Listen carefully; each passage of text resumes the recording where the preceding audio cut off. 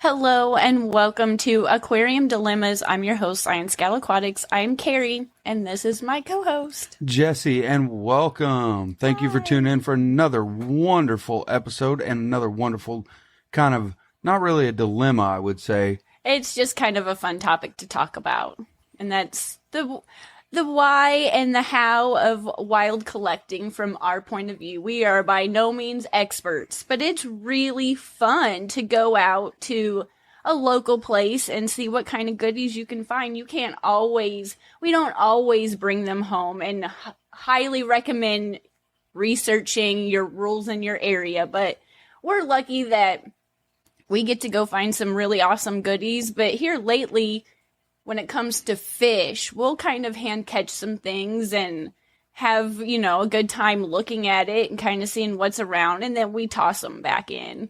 Well, but and hopefully, when it comes to the goodies of rocks and things like that, yeah, there's all kinds of things you can find. well, hopefully your location, your area, like we're really blessed here in the Midwest. We have creeks and little streams and things everywhere. Some hidden little treasures just around the corner. So there is people out there that may not have that. Yes, Kerri. it's 100%. But it's still fun to, even if you can't get anything. Now that I'm aware of what's out there, even just going on a little walk with the kids or the dogs, I might not be collecting anything, but it's fun now just to keep your eye out. Oh, yeah. Well, especially when it comes to like rocks and even wood and things like that can go in the tank.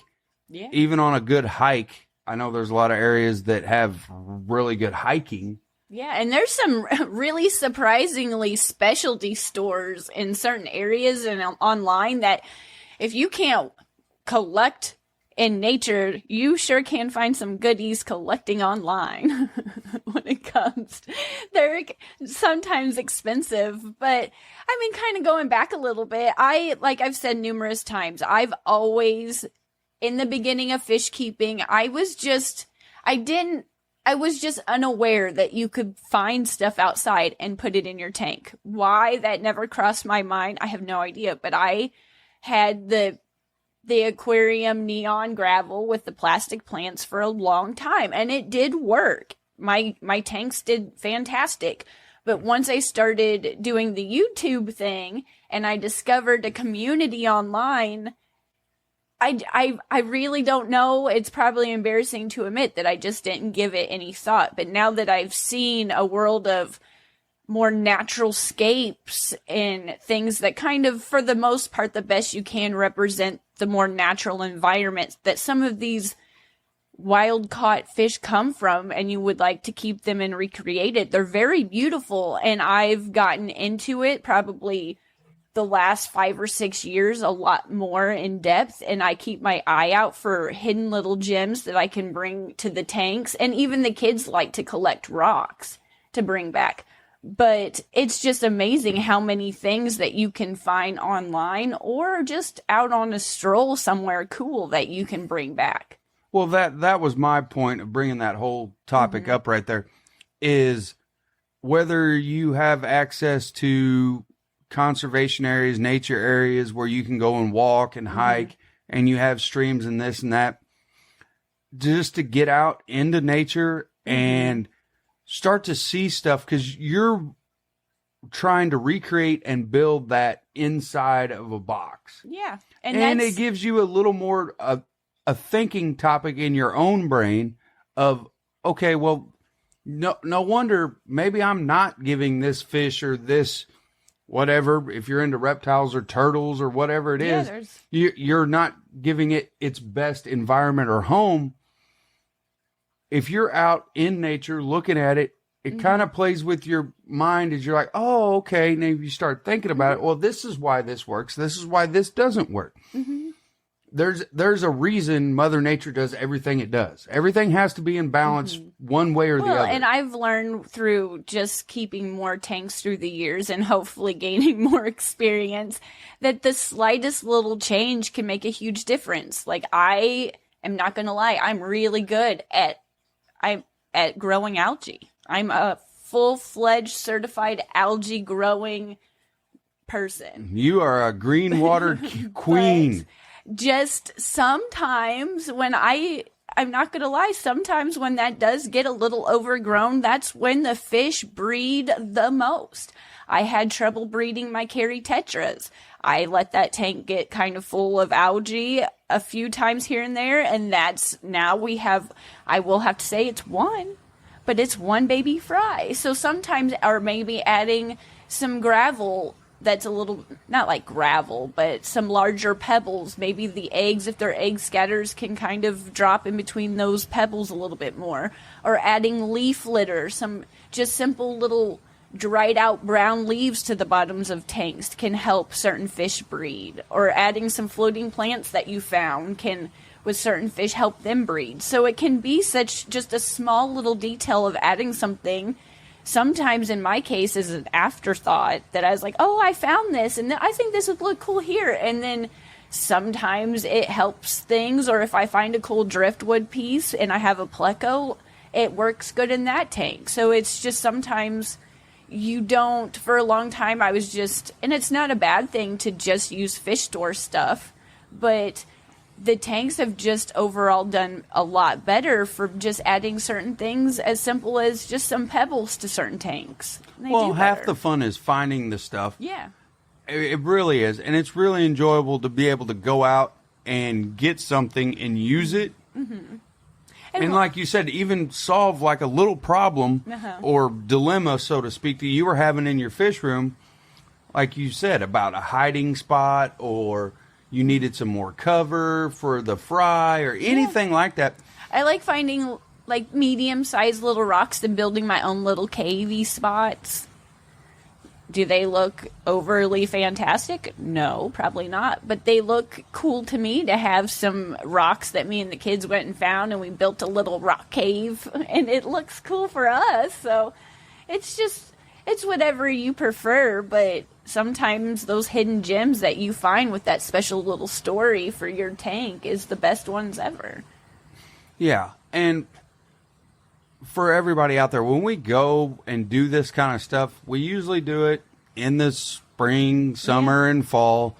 I will have to say, though, before you say this, one of the side effects of multi-tank syndrome is seeing everything with fish tank eyeglasses. Once you get bit by the multi-tank syndrome bug and you start keeping multiple tanks, one of the good side effects of this is anything you go and look at and see, whether it's kitchen related, fish room related, going to the creek, river, or creek in some cases, whatever you prefer. The side effect is you will forever Are we going to go with the word creek? Are we going with the word creek? Are we doing the Ozark thing? I doing the Ozark creek, but anyway, the joke is, I'm trying to be funny, is that you do see things. Everything is how it will look good in a tank. But continue. Yes, we do go. We have a spot that's really close that's a natural spring. So it's cold. It's cold. It's ice cold year round. But on those 100-degree days in the summertime, or even those hot spring days, it's nice to go find some hidden magical treasures at that spring, because it's cold. Well, and it's like ankle deep. And the other fun part about it is, for the people out there listening and listen to this, it's cheap, it's inexpensive, it's a fun way to still be in nature, get your family all involved. As far as the kids just love to go and splash around in the water. Yeah. There's always a period, though, and granted, we'll talk about what we here probably in a second, what we bring, and there is far more professional goodies that you can go buy than what we use. But what we use works for us, and it's fun, especially for the kids, because we do bring a bubble bucket, which is just a bucket with an air stone that has a battery pack in it. So as long as you have some kind of bucket, or I know you have a minnow bucket. It's like a bucket within a bucket, but the inner bucket's got holes in it. Yeah, so you can set it in the water and let the water run through it, so you don't have to have all that aeration the whole time. Like going to the fish shows or going out of town, bringing a battery-powered USB, however, you bring along air pump. Some form of portable air pump. This is a good occasion for it. And they have some fancy nets out there, and I know we have some wild caught mosquito fish that your uncle caught for us to start our little colony, and now it's grown a lot. But that was a fish that is wild caught that we did not catch with aquarium nets from the fish room. But we do bring a handful of aquarium nets of various sizes in our bubble bucket, and we go out there, and like I said, the water at our favorite place, it's got some current to it, but it's not deep. It's only to our ankles, and there's some little fish, some hog mollies, or like they remind me of plecos, and some perch or some sunfish, however you know them as, that get probably no bigger than the size of my hand that we can catch with these. And there's usually some people out there that have kids that their kids want to come up and have a net and try, and we put them all in that bucket, and then we just kind of have fun trying to figure out what they are. There's usually a lot of crawdads or crayfish. I call them crawdads, and they're fun to catch because they only swim backwards, but they do pinch if you're not careful, but it doesn't really hurt.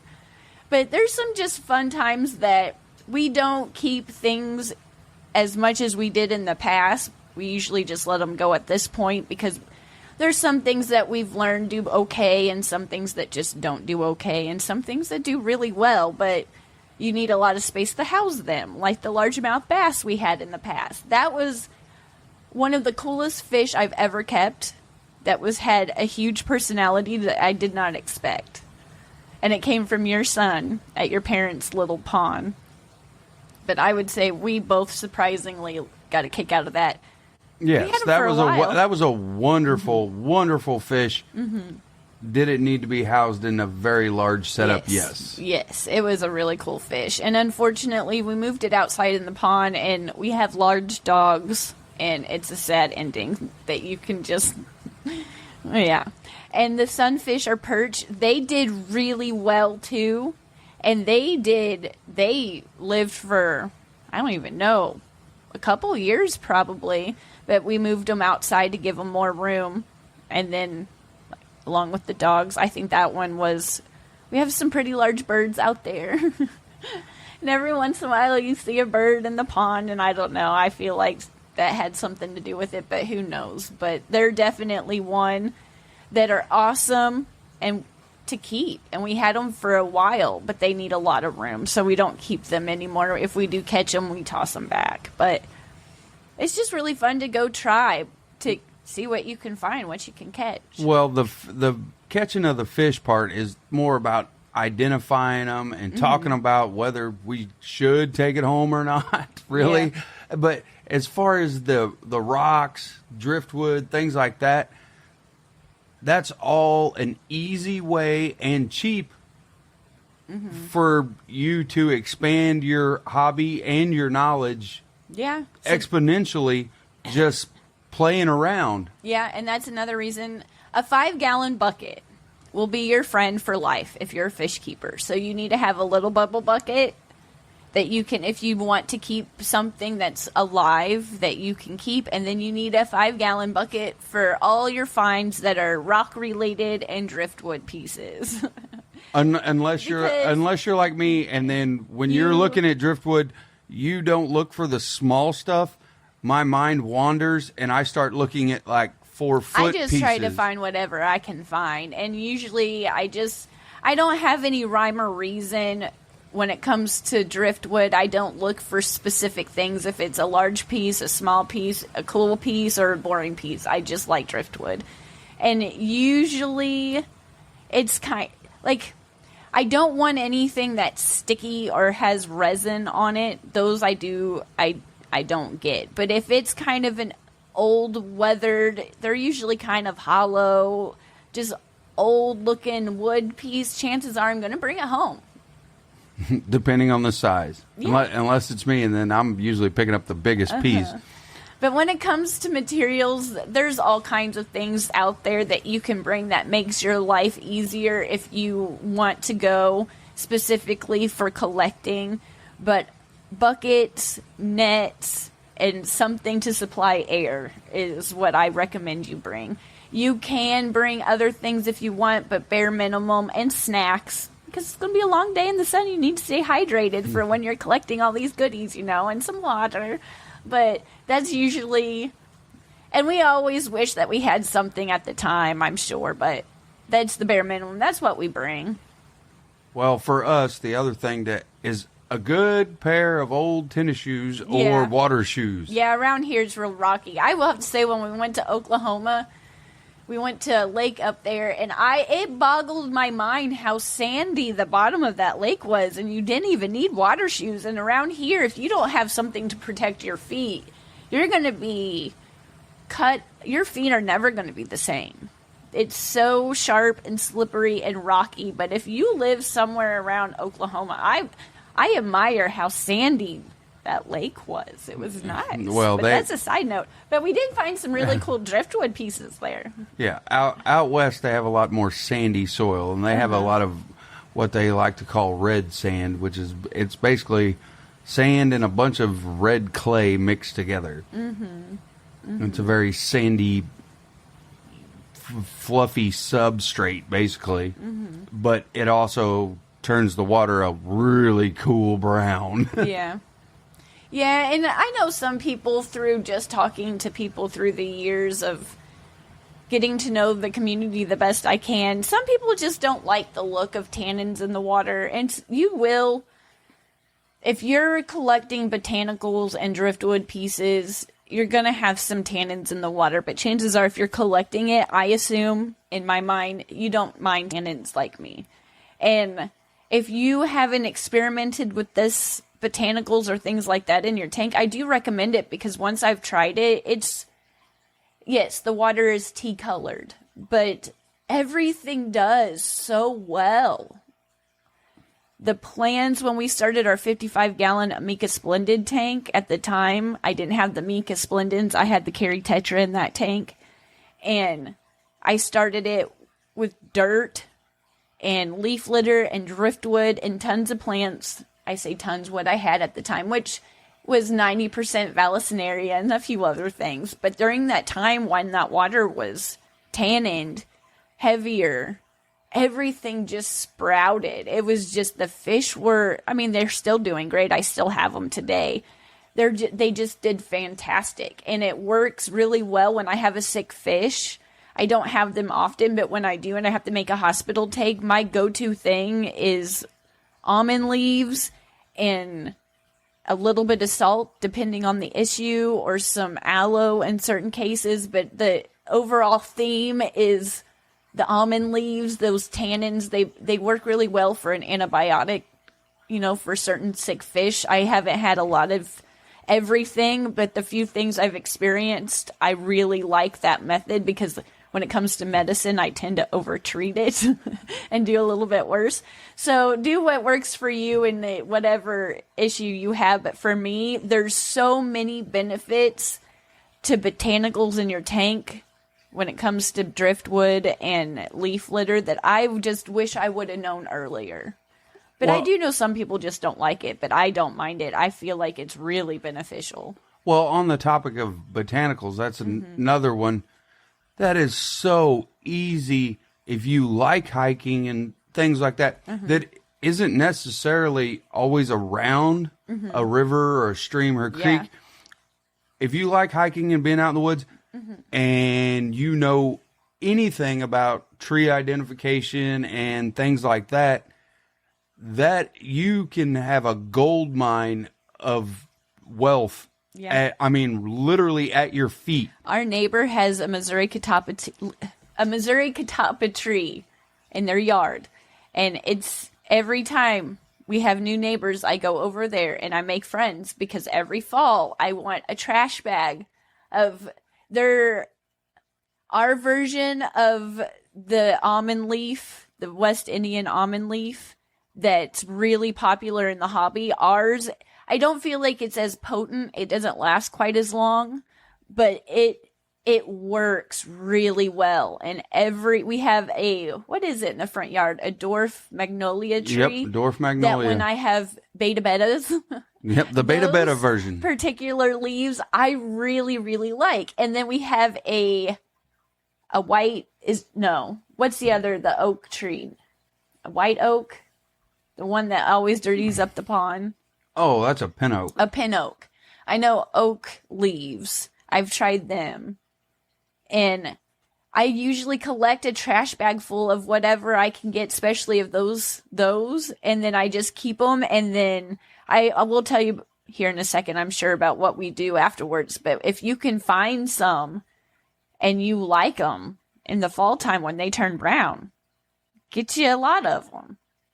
Well, and the point of this whole episode is that there's a lot of things out there. If you're really into the hobby, or you're getting into the hobby, but you're wanting to save a little bit of money, there's a lot of things that you can do and have a tank set up that no one else is going to have. Yeah. You can get your own rocks. You can get your own driftwood. Use your own botanicals in there. There's a lot of things you can do. Even us with the rocks, we still have a few sandy beaches for sand too. Yeah. There's a few. There's lots of things you can do in the hobby to, if you're wanting to quote unquote be the cheapskate. Uh-huh. But at the same time, you're getting more involved in the hobby because you're thinking about every aspect and the layers through of what you're doing, and trying to build a tank that's more like nature. Yeah.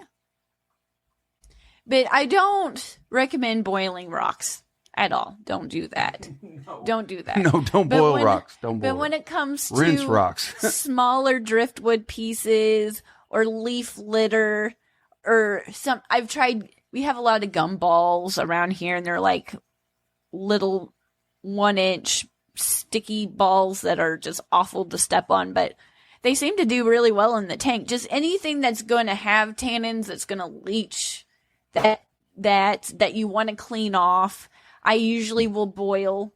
For some reason, I do put a cap full of prime in there, but I don't feel like that's necessarily required because you're boiling. It's just going to probably boil off anyway. But just for the sake of honesty, I do boil my leaf litter, my driftwood, those botanicals, not rocks, just to get them cleaned off. Sometimes, well, I won't say sometimes. The point of it is to that tannin that's going to get out it's not going to be as bad if you boil it first, because you're going to boil a lot of that out, but it's still going to tan in your water. If that makes sense. To a point, depending on but even the species of what it is. That concentrate, after you pull your pieces out, and I boil them for like 30 minutes. It's not that long. If I have to, I'll flip them over. But that residue that's still in that pot, that concentrate of tannins or whatever you want to call it, you can bottle that and put it in the refrigerator for like a week. And I know for the bettas out there, that's what I used it for, to experiment. But you can add like a capful of that to the water, because the ones I've kept in the past, they really enjoyed it. They did well with a darker water tank. So if that makes any sense at all. But I know the one time I didn't do that and I just tossed a piece of driftwood in my outside tubs. I didn't have any livestock in the tubs besides like snails, but it didn't to the eye look like it didn't have anything on it. But over time there was 2 leeches, or I think they were leeches, or they weren't loaches, they were leeches. But I don't want those in my tank. I just don't. So I got rid of them. But that's another perk of why you want to boil that, is to make sure all that's free of things, pests that you don't necessarily want in your tank. Get it cleaned up, and then I'll let it air dry in the sun, and then I'll put it in a tank. Yeah. If it's leaves, if you have the time and patience, you can put them in between boards and press them and just leave them alone for a few months, and so they're nice and flat. And our shrimp, the Neo Caridina shrimp that we keep, love those leaves, those Missouri Catawba leaves that we use. They will nibble it down to just the skeleton of the leaf. They really enjoy it too. So there's all kinds of perks. They'll shred it to the stem for sure. And I feel like even the leaf itself, the structure, it looks like an almond. It's a rounder shape. And I don't feel like they're as potent. I don't feel like they last as long, but they work really well. So instead of using one normal one, I'll use 2 of ours type of thing. Oh, yeah. To reach the same goal. Exactly. But there's all kinds of, like I said, I used to think of wild collecting in the beginning when I first got introduced of just fish, just livestock, but there's all kinds of things you can go out and collect that just make your tank look original, like you said, one of a kind, and you have all kinds of cool stories to tell of how you got that rock or that driftwood piece, or on that trip I got this and I found this on the beach, and it's just really cool. Well, yeah. If you have the time and are able to get out and go, highly, highly encourage doing that. I mean, you could, the tank setup that you're going for, you don't have to worry about anyone else ever having that exact setup. You will never see it again. It is yours, unique, one of a kind, and you have the stories behind how you got to that point. Yeah, and even wild collecting, we have, like I said earlier, we have quite a few through the years wild caught fish. Currently, we have the mosquito fish, and we have some pygmy sunfish that were wild caught, not by us, but from Ryan at Ryan's Fish Tanks that we got at one of the trips recently. So we have had wild caught fish in the past and currently, and sometimes with the mosquito fish, I feel like they do better outside. They just do way better outside than inside. So even if you go on a mission to collect this type of fish, you might have to experiment a little bit on their environment when you get home to try to recreate what they came from the best you can. Yes, because our mosquito fish they're very, very hardy. Yes. It's almost like they're basically, lack of a better term, a minnow. Yeah, they're a live-bearing minnow. Yes. But things turned around. Like, they did well, but once we realized they're at the surface a lot. They hang out at the surface a lot. So once we gave them a little shallow place to hide out, to hang out, that's kind of, it looks like they're sunbathing. They're just relaxing in a very shallow spot. They started reproducing to a whole new level. But they bringing enjoy them inside, no. They enjoy and need shallow surface water with almost no movement. That is where you catch them in the wild. The stream will be moving really fast, and they stay off to the side in almost like an eddy pocket of still water, and that's not very deep. That's only a couple inches deep. Is all they require. However, in the winter, when it gets cold, they go down, they stay down, and that's the only time that they need or want deeper water. Yeah. And with those hog mollies that we kept in the past, they remind me they look like little plecos, but we catch them at the spring. I'm sure they're in the exact same family. Yeah, they're a catfish of some sort. I'm sure they have an L number, probably. That spring does have a pretty swift little flow that's really shallow. And we've kept them in various different conditions here and there, and I just never... We've had them for some time, but it never worked out long term because I just couldn't give them what they needed to do well, to recreate that. Whereas the sunfish, the perch, the largemouth bass, they were really hardy. You just had to give them a lot of oxygen.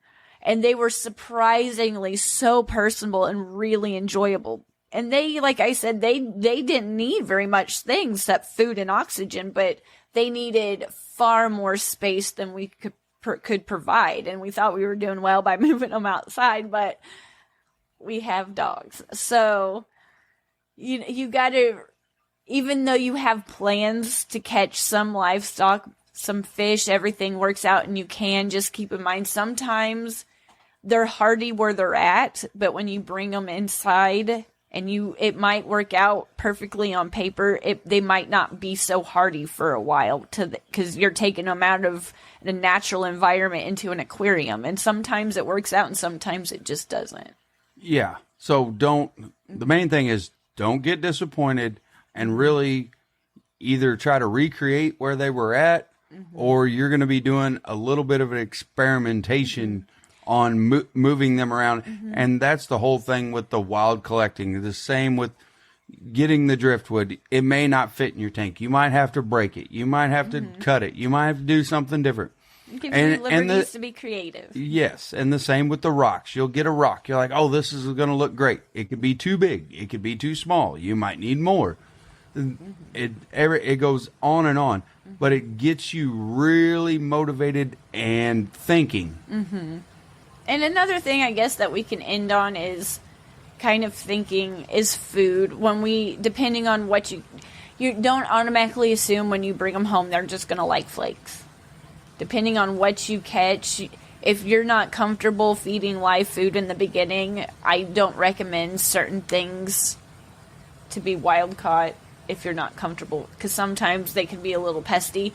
Sometimes they can be really easy. I have more luck with the bigger fish going to pellets first, but some of those fish that you want to keep that are literally fished, when you bring them home to keep them, they're used to having a particular diet. So be prepared that it's going to take sometimes some patience to get them on just aquarium food. If you are wanting to go down the rabbit hole of keeping more of a predatory type fish, even a sunfish is a predatory type cichlid.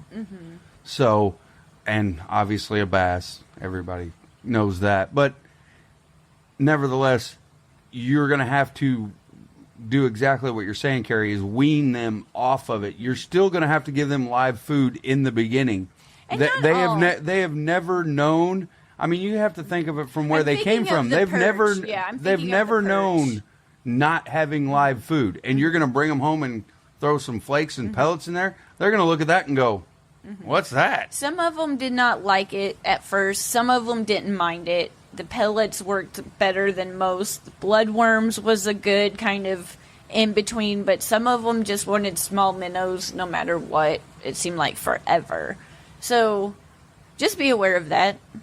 It's just something to think about that I didn't think about in the beginning. I was just excited, like, oh, look at the bucket full of fish, and I had not a clue what I was going to feed them, so don't make that mistake. Well, and even on another good note about live food, let's go with the mosquito fish, for example.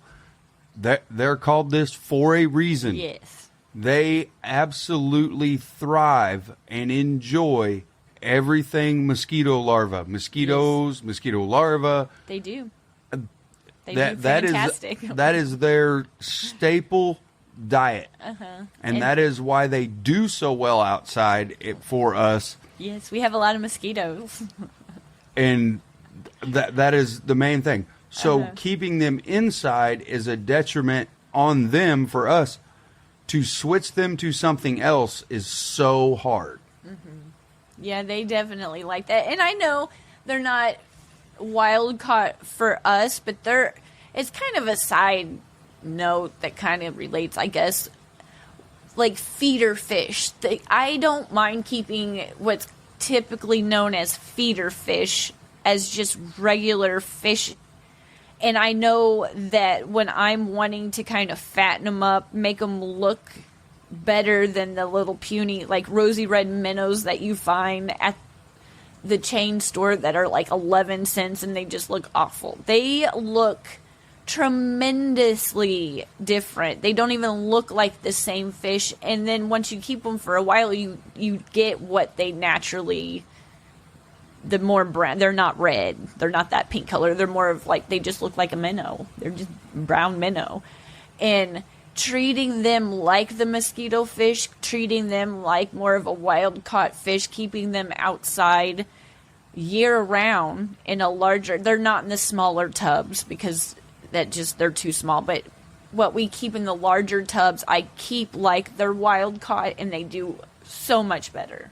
Oh, absolutely. There's no doubt. And if you're the creative cheapskate, like I am, you get the rosy red minnows you're talking about. You can get them from the big box store, or you can get them by the pound at any of your local bait stores. Yeah, they have those bait stores. I like keeping those type fish too. I like all fish, but I know if you can find a local bait shop versus what you get for 11 cents at around here, you'll get a lot more of them, But they're probably wild caught with a big old net somewhere close to the bait shop. You'll get a lot more of them, and they're usually relatively healthier. And anyone that's ever is any sort of an outdoorsman, a good bait shop, they pour the air to them, and they treat their water they usually use a Sea-Chem product because the water's a wonderful blue. They pour a massive amount of stress coat in there, and they aerate that water so well for them fish to stay alive. I don't know what they use, and I don't know if you know what they use, but they use something.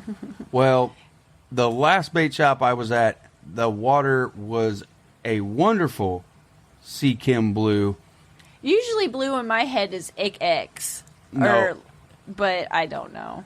This was not, and they had a very large container of it sitting in the back. Oh, gotcha. Because I was like, that's why it's blue. I was. Yeah, there's some stuff on the market that I just don't know about. I just don't know. But is there anything you want to end on when it comes to the topic of wild collecting from our point of view? Wild collecting, in my point of view, saves you money, gets you more involved in the hobby. It's so fun. And a way to let your rest of your family enjoy the outdoors, even if they're not in the hobby. Yes, that sounds fantastic. It's one of my favorite things to do is go find some goodies outside by the river or the creek. It's just so fun. And if you haven't tried it, go try it now because it's really fun. And like you said, you can escape your whole tank with things that you found outside, and then you've got the cool story to tell. Yeah. So go do it. Go find some goodies outside and put them in a fish tank and enjoy it because it's fantastic. Yep. And we'll take a deeper dive in on how we fix all that stuff up later. Yeah. But thank you again for listening to this topic about our experience on wild collecting. I hope it helps, and if you can, recommend this to a friend. But I don't hope it helps. I hope it inspires you. Yes, that's a good way to think of it. Yeah, it inspires you to look at things a little bit differently and go, man, I can make this tank a lot cooler by just going for a walk down the street on this trail that we got in our neighborhood or whatever. It's true. Once you start you start looking at everything in what you can put in a fish tank.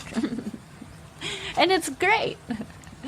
But if you're watching this podcast and you're a member over at ScienceGal Aquatics on YouTube and you want some of this awesome merch, Jesse's sporting, if you can see this, our new podcast shirt that's going to be available very soon over at ScienceGalAquatics.com.